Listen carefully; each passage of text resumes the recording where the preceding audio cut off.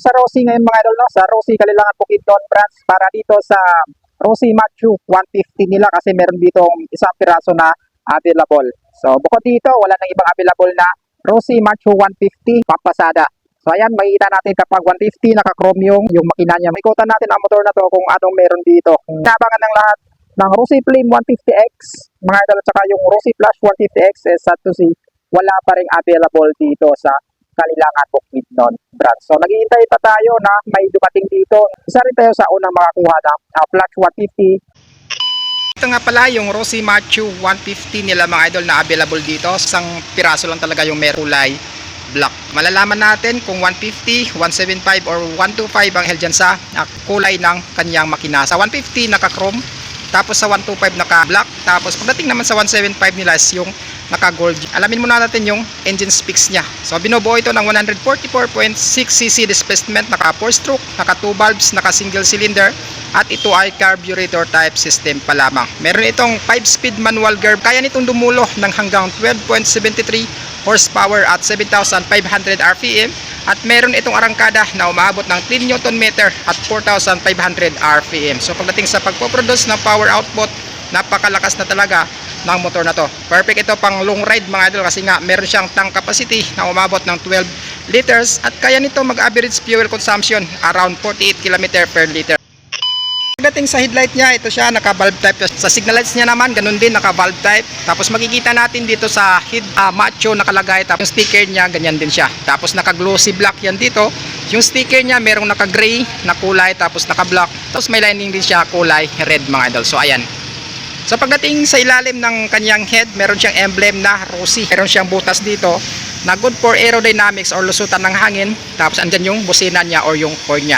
So makakasa tayo na malakas yung boses ng horn niya kasi nga open din siya. Tapos meron na rin siyang equipped dito ng reflector. So dagdag visibility yan kapag nagbiyahe ka sa gabi. Pagdating sa suspension niya sa harap, equipped na siya ng rubber na kung saan hindi ito basta-bastang madudumihan kapag dinaan mo sa mapuputik o sa mabuhangin na lugar. Meron siyang fender na stainless mga idol. Ito, napakaganda na niyan. Ito sa ilalim niya is naka-chrome. So ayan. Pagdating sa baba, dito sa gulong niya, naka-chrome din dito sa hub niya. Tapos pagdating naman sa gulong nito, meron siyang brand na Yuanqing ito. Tapos meron siyang sukat na 2.75 by 17. So standard at madali lang hanapin ito pagdating sa aftermarket. Ito yung braking system niya mga idol, naka-mechanical drum brake. Equipped na siya ng butas, ayan. Tapos pwede ka na maglagay dito ng sidecar or matic na maglagay ka ng sidecar dito kasi nga may nakaabang na siya. Need mo na lang ng bolt and nut, untago na, meron ka ng sidecar. So ito naman yung Euro 3 compliant niya. So ayan, may takip na siya mga idol. Tapos pagdating sa makina, naka-chrome siya. Pag ganito yung makina niya mga idol, asahan natin is ito ay naka-air cooled system talaga ang makina na ganito. So chrome yung kulay. So ito yung palatandaan na 150 ang isang Rossi Machu mga idol dahil dito sa chrome niya na kulay. Tapos sa black niya naman 125, tapos yung gold is naka 175. Ito naman yung shifting niya. Binubuo siya ng 5-gear constant mesh. Tangki niya ganito siya. Ito yung decals niya. So tingnan natin sa malayuan. So ayan, napaka-astig niya mga idol, di ba? Tapos meron siyang lining na red tapos white. Meron rin siyang gray dito. So itong tangki niya binubuo ng 12 tank capacity. So marami-rami na rin yan.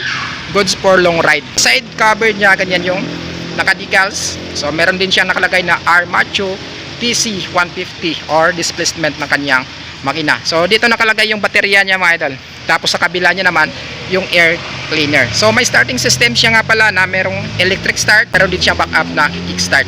Meron na rin siyang cover sa niya sa chain or sa kadena niya. So pagdating sa sprocket combination, ito ay naka-standard. Pwede mong gamitin sa akyatan at saka pwede mo na rin gamitin sa patag. So pagdating sa suspension niya sa likod, ayan, naka-double coil spring na siya mga idol. Hindi talaga pang sidecar or pang pasada. Pagdating sa grab bar, naka-stainless din siya mga idol. Ayan o. So matibay ang stainless na to. So pwedeng kang mag-karga dito ng pinamili mo. Halimbawa, isang sakong bigas, pwede dyan. Pagdating dito sa likod niya na turn signal lights, naka-valve type pa rin siya. Tapos naka-flexible siya mga idol. Ayan o. So hindi siya basta-basta nababali. So dito naman sa tail light niya, naka-square type, naka-valve type. Meron na rin siyang added na dito na plastic para sa sa fender niya sa likod. So nagpo-protection ito sa mga putik para hindi basta-basta matatalsikan yung dito sa likod ng dumi mga idol. So ganun din, naka-stainless yung fender niya is, dating sa gulong niya sa likod mga idol is ganon din. Yung brand niya is Yuan Cheng, tapos may sukat siya na 3.00 by 710. So standard at madali ang hanapin after market. So sa braking system niya ganon din, naka mechanical drum brake dito sa likod. Parehas sila ng sa harap. So, ayusin mo na lang sa pag-adjust para maganda yung kapit niya or yung stopping power niya. Pagdating sa muffler niya, galing doon sa exhaust ng kanyang makina, yan mga idol, yung exhaust niya, hanggang dito sa dulo, naka-matte black siya. So, yan yung kulay niya.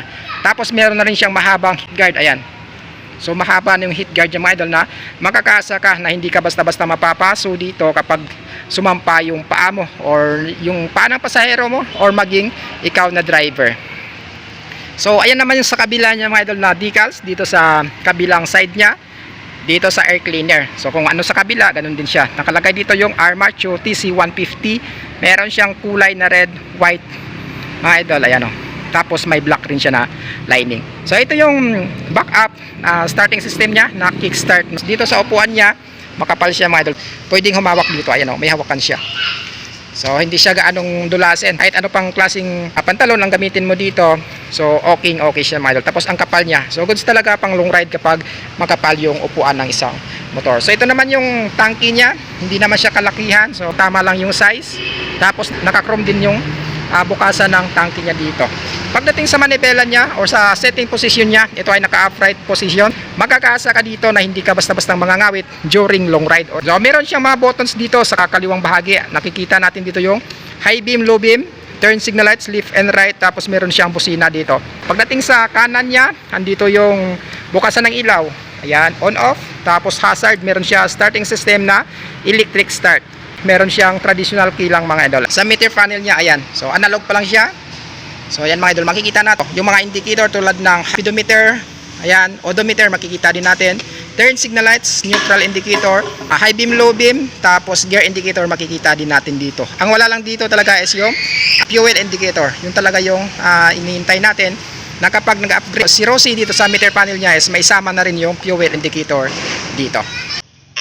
Yung update natin dito sa Rossi Machu 150 nila mga idol, na merong available dito na isang unit dito sa mismong Rossi Kalilangan Bukidnon brand. So kung interesado kang kumuha ng Rossi Machu 150, so bumisita ka na dito kasi nga meron ditong natitirang isang piraso. So hanggang dito lang tayo, huwag kalimutang mag-subscribe dito sa YouTube channel ko at bisitahin ako sa FB page ko mga idol. So hanggang dito lang tayo, ride safe at ingat palagi.